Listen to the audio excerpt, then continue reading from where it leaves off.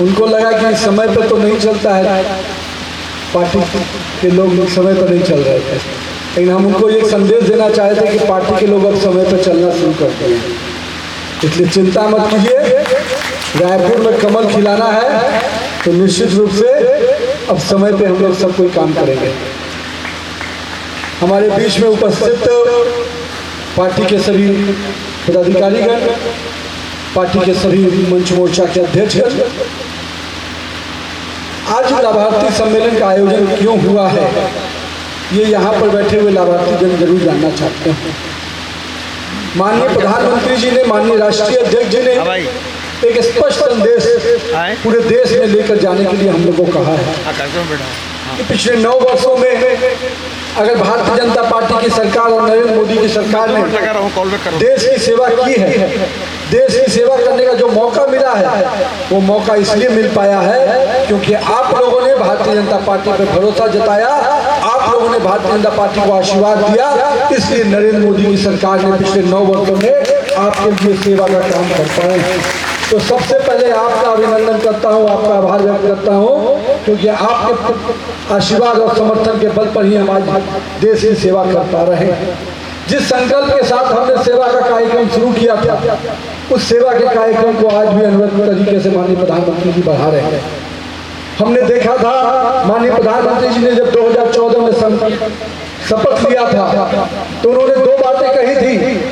उसमें पहली बात थी कि मेरी सरकार गरीबों के लिए समर्पित सरकार होगी, और उन्होंने इस चीज को करके दिखाया। भारतीय जनता पार्टी की सरकार ने करके दिखाया। हम हर योजना को बनाने के पहले उन्होंने गरीब के चेहरे को सामने रखा और एक एक योजना के निर्माण के समय में उन्होंने गरीब के चिंता, गरीब के दुख, गरीब के समस्याओं को ध्यान में रखकर काम किया।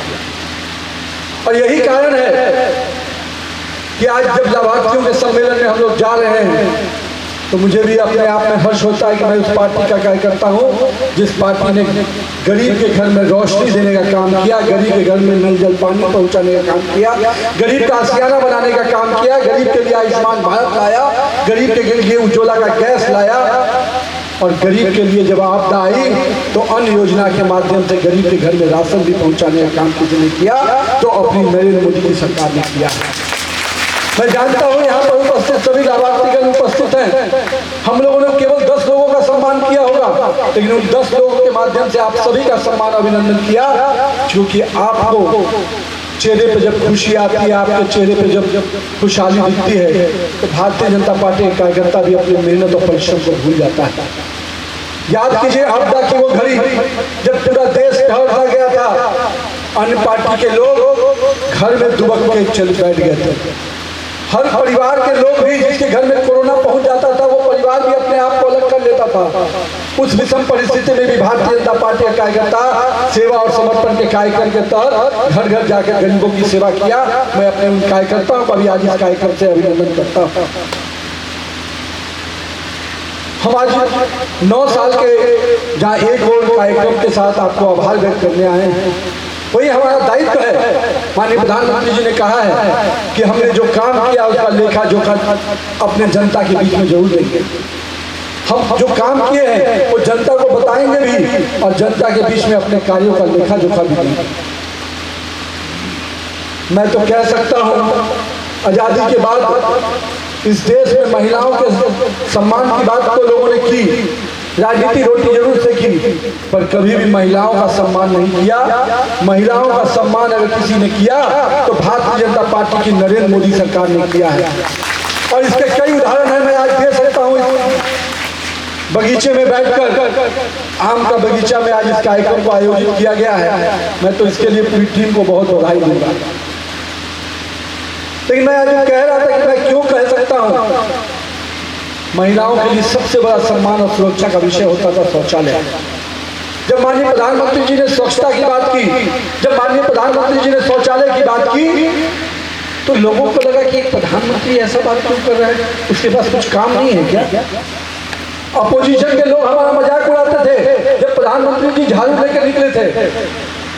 लेकिन आपको गर्व होगा अपने प्रधानमंत्री पर। यूनाइटेड नेशन के सारे देश के अध्यक्ष वहां बैठे हुए थे, उन्होंने भारत के स्वच्छता मिशन के लिए तालियां बजाई और प्रधानमंत्री का सम्मान किया कि एक देश का प्रधानमंत्री स्वच्छता के लिए इतना बड़ा मिशन उठा सकता है। माननीय प्रधानमंत्री जी ने स्वच्छता के उस मिशन से शौचालय की योजना को जोड़ा, महिलाओं के सम्मान और सुरक्षा को जोड़ा, और आज देश में 13 करोड़ शौचालय पिछले 9 वर्षों में बने, तो वो सबसे पहला काम किसी के चेहरे पे खुशी आई तो इस देश की आधी आबादी हमारी माता और बहनों के चेहरे पे आई। लेकिन जहां माननीय प्रधानमंत्री जी ने शौचालय की बात की, वहीं महिलाओं के अधिकार की बात की। उन्होंने कहा कि मानिए हमारे जो माता बहनें हैं उनको हम गृह लक्ष्मी बोलते हैं, पर क्या सही में हमने उनको गृह लक्ष्मी का दर्जा दिया है? तो माननीय प्रधानमंत्री जी ने कहा कि अब गरीब का जब खाता खुलेगा, उस खाता खुलवाने में उस परिवार के लिए महिलाओं को प्राथमिकता देंगे।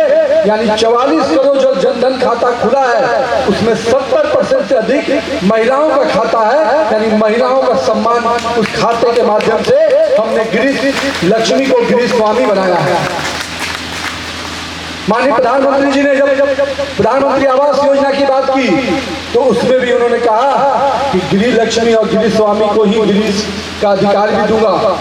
तो प्रधानमंत्री आवास योजना के अंतर्गत जो 3.5 करोड़ आवास बने हैं उसमें भी 70% आवास महिलाओं के नाम पर है। ये भी एक बहुत बड़ा सम्मान और अधिकार का काम किया माननीय प्रधानमंत्री जी। आज बड़ी संख्या में यहाँ पर माताएं बहनें बैठी हैं, मैं आपका अभिनंदन भी करता हूँ। जब नरेंद्र मोदी जी जब आह्वान करते हैं तो माता बहनें ये नहीं सोचती कि उसके घर का पुरुष क्या कहेगा, उनको मालूम है कि उनका सेवा करने वाला नरेंद्र मोदी है, इसलिए नरेंद्र मोदी के लिए उनका समर्थन मिलता है। वो नहीं, समय बदल गया, जब पुरुष कहता था तो महिलाएं उस दिशा चलती थी, अब महिलाएं जो कह रही हैं पुरुष उस दिशा पे चल रहा है। ये नए भारत की तस्वीर है। आज हम गरीब कल्याण की बात इसलिए कर पा रहे हैं कि इस देश में आपदा की घड़ी भी आई, महामारी आई। अभी हमारे कई मीडिया बंधु पूछते थे कि नरेंद्र मोदी जी ने फ्री वैक्सीन दिया तो कोई बड़ी बात नहीं। अभी हमसे पूछा कुछ लोगों ने, मैं कहा कि नरेंद्र मोदी ने वैक्सीन को 6 महीने के अंदर ले आया, ये भी बड़ी बात नहीं है क्या?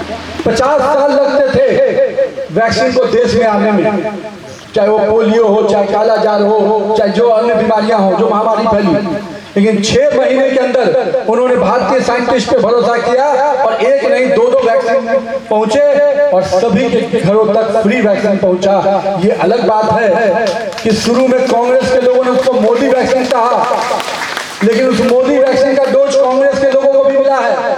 कांग्रेस भी उस लाभार्थी है जितने कांग्रेस के नेतागण हैं, क्योंकि वो फ्री वैक्सीन था। अभी भूपेश की सरकार ने पूछा कि क्या है योजना, लाभार्थी किसको कहते हैं, तो हमारे कार्यकर्ताओं ने बोला कि अरे आप भी लाभार्थी हैं भाजपा की सरकार के, क्योंकि आपने भी फ्री वैक्सीन लिया है, आपने भी मोदी वैक्सीन लिया है, इसलिए आप भी लाभार्थी हैं भारतीय जनता पार्टी सरकार के। तो भूपेश जी चुप हो गए। याद कीजिए, मैं उस समय छत्तीसगढ़ का सह प्रभारी बन चुका था। कोरोना की घड़ी में जब कई राज्य सरकारें आगे बढ़कर करी थी कि मैं भी फ्री वैक्सीन दूंगा, उस समय ये छत्तीसगढ़ की सरकार जो काला धन उगाती है और सोनिया राहुल के दरबार को सजाती है, वो कहती थी कि मेरे पास पैसा नहीं है, मैं फ्री वैक्सीन नहीं दे पाऊंगा। तो मोदी जी ने तय किया कि मैं पूरे देश को फ्री वैक्सीन दूंगा, चाहे वो छत्तीसगढ़ की गरीब जनता ही, क्योंकि उनको मालूम है कि 2019 में छत्तीसगढ़ की गरीब जनता ने हमको वोट दिया है। मेरा दायित्व है छत्तीसगढ़ की जनता के प्रति, इसलिए छत्तीसगढ़ की जनता भले भूपेश सरकार नकार दे, भाजपा सरकार खड़ी है, वो गरीब के चेहरे पे निश्चित रूप से खुशहाली ला के रहेगी। अब जब मैं बात कर रहा था उसी आपदा की घड़ी की, तो जब देश पूरा दुनिया ठहर सा गया था, सबको लगता था कि पूरे देश में भुखमरी हो जाएगी, लोग घर में जो प्रतिदिन कमाते हैं, प्रतिदिन खाते हैं, उनको क्या मिलेगा। तो माननीय प्रधानमंत्री जी इस दुख के समय में भी गरीबों के चेहरे को देखा और उन्होंने अन्य योजना बनाई और देश भर में 80 करोड़ लोगों को पूरे 2 साल से अन्य योजना का लाभ मिल रहा है। लेकिन दुर्भाग्य है भूपेश सरकार का, ठगेश सरकार का, यहाँ पर भी वो अपना कालाबाजारी से पीछे नहीं हटा, यहाँ भी घोटाला करने से पीछे नहीं हटा। जो दिल्ली से अनाज आया उसमें अपने सिस्टम का अनाज निकाल लिया और दिल्ली के सिस्टम का अनाज देकर कहा कि यही तो हमारा पुराना सिस्टम है। यानी इसमें भी चावल घोटाला किया, राशन घोटाला किया। मैं इसलिए यहाँ पर उपस्थित सभी माताओं बहनों, सभी अपने युवा साथी और इस क्षेत्र के सभी सम्मानित नागरिकों से कहता हूँ, आइए इस सरकार के खिलाफ आवाज उठाएंगे, क्योंकि इस सरकार ने पिछले 4.5 सालों में केवल और केवल ठगने का काम किया है। एक तरफ आपके पास नरेंद्र मोदी की सरकार है जो कहते हैं तो उसको निभाते हैं, और एक तरफ छत्तीसगढ़ में 36 वादों करके आई हुई सरकार जिसने छलने का काम किया। माता बहनों को कहा था कि हम गंगा जल का संकल्प लेते हैं, शराबबंदी करेंगे। 4.5 साल तक सोए हुए थे, अभी जागे हैं तो बोले नहीं शराबबंदी नहीं हो पाएगा, हम नशा मुक्ति करेंगे। शराबबंदी तो कर नहीं पाए, अब नशा मुक्ति। अभी तो आपको पैसे की लत लग गई है, पैसे का नशा आपको लग गया है, कहां से इससे मुक्ति मिलेगी? बालू में माफिया, जंगल काट के माफियागिरी, कोल में घोटालागिरी, शराब में माफियागिरी, शिक्षा में माफियागिरी। कोई ऐसा क्षेत्र है जिसको इसने माफियागिरी से छोड़ा है? हम लोग कहते थे जब दिल्ली में कांग्रेस की सरकार थी कि जमीन से लेके आकाश से लेके पताल तक खाली घोटाला ही घोटाला है। उसी संस्कृति का बना हुआ भूपेश आज जितने योजनाएं आ रही है उसमें केवल घोटाला ही घोटाला है। यहाँ पर उपस्थित, लेकिन एक तरफ आपके सामने नरेंद्र मोदी की सरकार है। जब उन्होंने आह्वान किया, जब उन्होंने संकल्प लिया था, भारतीय जनता पार्टी ने अपने संकल्प पत्र में हमेशा कहा था कि हम 500 वर्षों से चले आ रहे संघर्ष को समाप्त करेंगे। जो हिंदुओं की भावना का केंद्र बना हुआ है अयोध्या का राम मंदिर, उस अयोध्या के पवित्र राम मंदिर को हम बना के रहेंगे। हम लटकाने और भटकाने वाले लोग नहीं है, हम संकल्प को सिद्धि में बदलने वाले लोग हैं। इसलिए पवित्र राम मंदिर बनने का काम शुरू हो गया है, और वो समय दूर नहीं, 2024 का जनवरी जब आएगा पवित्र राम मंदिर बनकर तैयार हो जाएगा। लेकिन मुझे मालूम हुआ कि डॉक्टर रमन सिंह जी ने जो तीर्थ योजना आपके लिए लाई थी उसको वर्तमान सरकार ने समाप्त कर दिया। लेकिन मैं जानता हूं 2023 उसके पहले है। आप निश्चिंत रहिए, 2023 में कमल खिलाइए, तीर्थ योजना फिर से शुरू होगी और पवित्र राम मंदिर का दर्शन करने आप जाइएगा। छत्तीसगढ़ की भाजपा सरकार आपको दर्शन कराएगी, क्योंकि हमें मालूम है हम राम के नाम को केवल यूज नहीं करते, हम राम का काम भी करते हैं। हम राम को आदर्श पुरुष मानते हैं, हम राम को काल्पनिक नहीं मानते हैं। यही कांग्रेस की सरकार जो दिल्ली में बैठी हुई थी, मनमोहन और सोनिया की सरकार, यही भूपेश की सरकार ने कहा था कि राम के होने पे सवाल उठाया था सुप्रीम कोर्ट में, राम काल्पनिक है, राम है ही नहीं। आज राम गमन पथ की बात कर रहे हैं, आज राम का आयोजन कर रहे हैं। क्या हो गया भूपेश जी, भरोसा खत्म हो गया रावण पर? पिताजी तो रावण का गुणगान कर रहे हैं। अब जब लग रहा है कि छत्तीसगढ़ से सरकार जाती हुई दिख रही है, छत्तीसगढ़ की जमीन घिसकती हुई दिख रही है, तो राम याद आ रहे हैं। उस राम गमन पथ को भी किसी ने बनाया था तो डॉक्टर रमन सिंह की सरकार और भाजपा की सरकार ने बनाया था। तुम इसका जलसा भले सजा सकते हो, लेकिन काम हमने किया था। इसलिए मैं आज यहाँ पर उपस्थित इस कुनकरी विधानसभा के सभी सम्मानित नागरिकों से आह्वान करूंगा कि आपके सामने एक नरेंद्र मोदी की सरकार है जो देश में गरीबों के चेहरे पर खुशहाली लाने लगी है, और एक यहाँ पर भूपेश की सरकार है जो गरीबों को केवल ठगने का काम करती है। यानी कांग्रेस का हाथ आज पूरी तरह से गरीबों के पीठ पे छुरा घोटने का काम कर रहा है, और इस सरकार को इस हाथ को काट के फेंक देना है। क्योंकि हम जानते हैं कि छत्तीसगढ़ के लोगों ने जो भावनाओं के साथ खेलने का काम किया, छत्तीसगढ़वाद की बात करता है। मैं पूछता हूँ क्या छत्तीसगढ़ की मातारी का यही सम्मान होगा जब छत्तीसगढ़ की माता बहनों की इज्जत आबरू जा रही है? रायपुर के भरे दिन में पुलिस का तंत्र सोया रहता है और माता बहनों के साथ अराजकता की स्थिति बनती है। क्या छत्तीसगढ़ मातारी से खुश हो? बहुत कर लिया तुमने भावनाओं के साथ खेल, अब कोई नहीं खेल चलेगा। नरेंद्र मोदी जी ने एक संकल्प जहां गरीब के लिए किया था, वहीं दूसरा संकल्प भी किया था कि न हम भ्रष्टाचार होने देंगे, न भ्रष्टाचारियों को छोड़ेंगे। बहुत लोग पूछते हैं कि ईडी और सीबीआई आई है। और मैं पूछता हूँ आप लोग से, आप इस क्षेत्र के सम्मानित नागरिक हैं, क्या आपके घर में पुलिस आती है? क्या पुलिस किसके घर में जाती है? ईडी सीबीआई किसके घर में जाती है? अरे पुलिस उसी के घर में पहुंचती है जो काले कारनामे करते हैं, जो काले से धंधे करते हैं, जो चोरी करते हैं और शोर मचाते हैं। पुलिस तो उनके घर जाएगी। और आपने गरीब जनता को ठगा है, गरीब जनता के पैसे की उगाही की है, आपने गरीब जनता के पैसे को सोनिया और राहुल गांधी के दरबार में सजाने का काम किया है। तो निश्चित रूप से नरेंद्र मोदी सरकार आपको छोड़ने वाली नहीं है, आपकी जगह जेल होगी, इसके लिए कोई नहीं बख्शा जाएगा। क्योंकि हम तो जानते हैं कि ये जो कांग्रेस के साथ कुछ और अन्य दल मिल रहे हैं, वो क्यों मिल रहे हैं भैया? तो आधे लोग हैं जेल में जा रहे हैं, कुछ बेल में बाहर हैं। राहुल गांधी बेल में बाहर हैं, सोनिया जी बेल में बाहर हैं, भूपेश भी बहुत जल्दी जेल में होंगे या बेल में होंगे। तो अभी पूरे देश में बेल वाले का और जेल वाले का मेल होगा, समझे? हमारे यहाँ लालू जी हैं, लालू जी चारा घोटाला किए, उस समय तो कांग्रेस की सरकार थी, हमने थोड़े जेल भेजा। लेकिन लालू जी के बारे में हम लोग चारा घोटाला बोलते थे, लेकिन भूपेश उससे एक डिग्री आगे बढ़ गया है। अब बोलिए कैसे आगे बढ़ गया? गोठान योजना की बात किया, अब गोठान में भी घोटाला। हमारे लालू जी ने तो चारा खा के घोटाला किया था, इन्होंने तो गाय का आसियाना भी छीन लिया, गाय को चारा भी नहीं मिला, और साथ ही साथ उसका जो गोबर था उसमें भी मिट्टी डालकर किसानों को भेज दिया और किसानों से उसका पैसा वसूल लिया। इससे ज्यादा धोखा कौन करेगा? अरे जो गाय माता को छलने का काम करता हो, वो क्या इस देश की माताओं के साथ पुण्य कर सकता है क्या? जो छत्तीसगढ़ माता बहनों के साथ न्याय कर सकता है क्या? जो गाय के साथ पाप करेगा वो इस छत्तीसगढ़ और भारत माता के साथ क्या न्याय करेगा?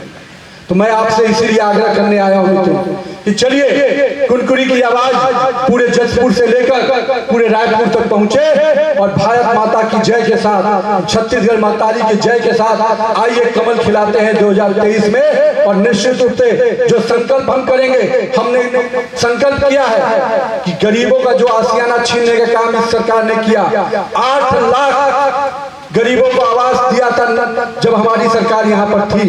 लेकिन जब से भूपेश की सरकार बनी, उसने यहाँ के गरीबों का आसियाना छीना। 16 लाख परिवारों के गरीबों का जो आसियाना बन सकता था, उसको छीनने का काम किया। आप सोच रहे होंगे क्यों छीना? मैं आपको बताता हूँ क्यों छीना। क्योंकि उसमें भूपेश का नाम नहीं टंगा हुआ था। मैं देखता हूँ जितने गाँव से आ रहा हूँ, हर जगह अपना होर्डिंग लगाया हुआ है। और होर्डिंग का जब हकीकत देखिएगा, अभी मैं देख रहा था 4000 दे रहे हैं हम लोग लघु वनोपज में तेंदुपत्ता के लिए। अरे बोनस कहाँ गया उसका? 4000 की बात कर रहा है। हमारी सरकार थी तो साड़ी मिलता था, चप्पल मिलता था, बच्चों का स्कॉलरशिप मिलता था। मिलता है क्या? मैं इसलिए अभी मैं देख रहा था, जहां जहां जाइएगा वहां एक घोटाला पाइएगा। तो इसलिए मैं आपको विश्वास दिलाता हूं, जिस दिन 2023 में भाजपा की सरकार आप बनाइएगा, दिल्ली रायपुर में कमल खिलेगा, तो लाल किले पर फिर से नरेंद्र मोदी तिरंगा लहराएंगे मित्रों। तो अगर नरेंद्र मोदी को लाल किले पर तिरंगा लहराते देखना चाहते हैं तो रायपुर में कमल खिलाइए, डबल इंजन की सरकार बनाइए। और हम संकल्प लेके यहाँ से जा रहे हैं। भारतीय जनता पार्टी ने वादा किया है कि सबसे पहले हमारा जो हस्ताक्षर होगा हमारे मुख्यमंत्री का, वो इस विषय पे होगा कि 16 लाख गरीबों का आवास लौटाएंगे और दिल्ली से फिर से पैसा लाकर गरीबों का आशियाना बनाएंगे।